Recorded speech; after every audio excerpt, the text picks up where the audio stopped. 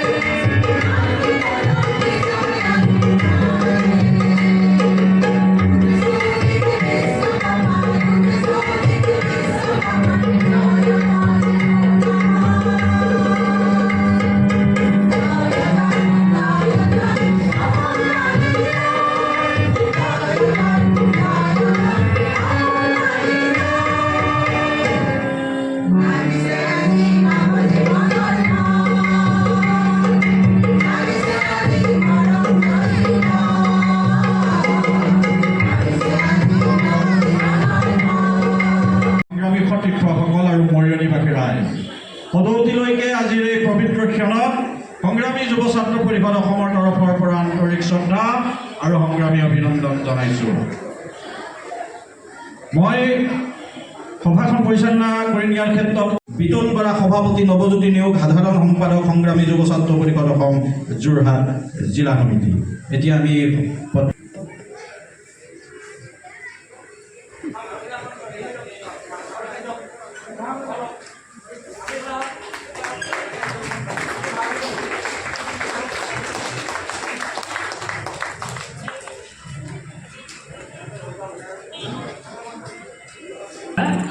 এটা হ'ল অসমৰ মানুহৰ জাতীয় কৰ্ম জাতীয়তাবাদ।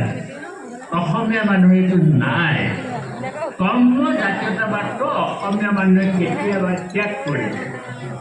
দ্বিতীয় কথাটো হৈছে আজি অসমৰ এই অৱস্থাটোৰ কাৰণে মই কোনো চৰকাৰৰ কথা কোৱা নাই, ইয়াৰ কাৰণে ৰাজনৈতিক দুটা ইটো অপৰাধ এৰা ব্যাসদেন্দ্ৰ কথাটো ৰঞ্জন। মই কিবা পাখৰ লগাই কিবা কৈছোঁ, তাৰ কাৰণে আপোনালোক ক্ষমা কৰিব। জয় আই। মনৰ অনুভৱ ব্যক্ত কৰিবৰ কাৰণে আমি অনুৰোধ জনাইছোঁ। আজি অৰ্থনৈতিক, সামাজিক, সাহিত্য পৰা আদি কৰি বিভিন্ন ক্ষেত্ৰত বৰঙণি আগবঢ়াই অসমৰ পানী, বায়ু, মাটিৰ লগত মিলি চাহ জনগোষ্ঠীৰ লোকসকল অসমীয়া বুলি নিজকে গৌৰৱে চিনাকি দি আজি বৃহত্তৰ অসমীয়া জাতিৰ আমি অংগ হৈ পৰিলোঁ। আৰু এটা সংগ্ৰামী মন লৈ আমিও সৰুকালৰ পৰাই বিভিন্ন ছাত্ৰ সংগঠন পাৰ কৰি আজি ৰাজনৈতিক ক্ষেত্ৰখনত বৰ্তমানে আমি ভৰ্তি হৈ আছোঁ। মোৰ অনুভৱ, গণতান্ত্ৰিক এখন দেশত ছাত্ৰ সংগঠনৰ এটা ডাঙৰ ভূমিকা আছে। আজি পৃথিৱীৰ বিভিন্ন গণতান্ত্ৰিক দেশত ছাত্ৰ সংগঠনৰ এই ভূমিকাৰ যোগেদি নতুনত্ব আনিছে সেই দেশখনত।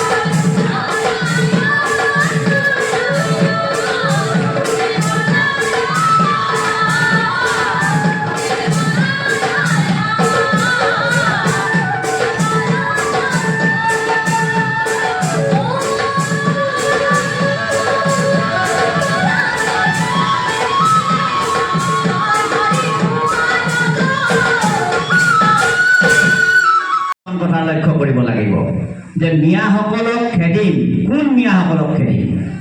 তেওঁলোক যদি অসমত থকা অসমীয়া বা ভাৰতীয় মিয়া, তেওঁলোকক আমি খেদাৰ পক্ষত নাই, কিন্তু তেওঁলোক খেদিম যিসকল অনুপ্ৰৱেশকাৰী। সেই অনুপ্ৰৱেশকাৰীসকলক আমি কিন্তু খেদিব লাগিব। যে আমি কিছুমান কথাত গৈ আমি দীঘল কাণ্ডক তীব্ৰভাৱে কৰি অনা দিছোঁ, আমাৰ প্ৰতিনিধি গৈছে, কিন্তু কিছুমান কাণ্ড কাৰখানাত গৈ কোনো জাতি জনগোষ্ঠীক তুচ্ছ তাচ্ছিল্য কৰিলে নহ'ব। মঞ্চত আহিবলৈ অনুৰোধ জনাইছোঁ।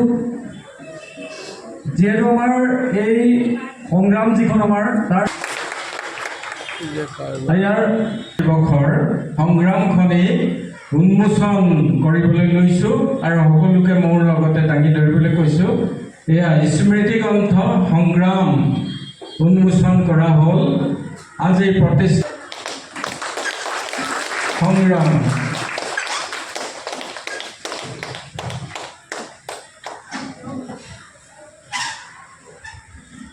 কৃষ্ণকান্ত বৰাই one language formula, single language formula, যে অসমত অকল অসমীয়া হ'ব লাগে। সেই অৰ্ডাৰখন যেতিয়া বৰাক ভেলী পালে গোটেইখন জ্বলাই দিলে আৰু সেৱাত সেই অৰ্ডাৰটো পোৱা নগ'ল। মই আজি কৈছোঁ, যিহেতু মই এতিয়া অৱসৰপ্ৰাপ্ত, সেই অৰ্ডাৰটো আৰু পোৱা নগ'ল। তাত 3জন শ্বহীদ হ'ল আৰু অসম চৰকাৰৰ পৰা তেওঁলোকে চাকৰিও ল'লে, কিন্তু আমাৰ ভাষাটো কেতিয়াও ছিংগুল লেংগুৱেজ নহ'ল। আৰু গতিকে এনেধৰণৰ বহু সমস্যা আছে। ভাষাৰ কাৰণেও এতিয়া এটা খিলঞ্জীয়া জাতিয়ে যদি সদায় মুখৰ মাতষাৰ কাৰণে আন্দোলন কৰিবলগীয়া হয়, পেটটোৰ কাৰণে আন্দোলন কৰিবলগীয়া হয়, আমাৰ মুখৰ ভাত কাঢ়ি খাবলৈ আহে, তেল শোধনাগাৰৰ কাৰণে আন্দোলন কৰিবলগীয়া হয়, জাতি এটা কিমান সংগ্ৰামৰ মাজেদি জীয়াই থাকিব লাগিব ভাবি চাচোন। মই সংগ্ৰামী যুৱ পৰিষদক, ছাত্ৰ পৰিষদক ধন্যবাদ জ্ঞাপন কৰিছোঁ। তেখেতসকলে এনেধৰণে আয়োজন কৰি আগবাঢ়ি যাওক।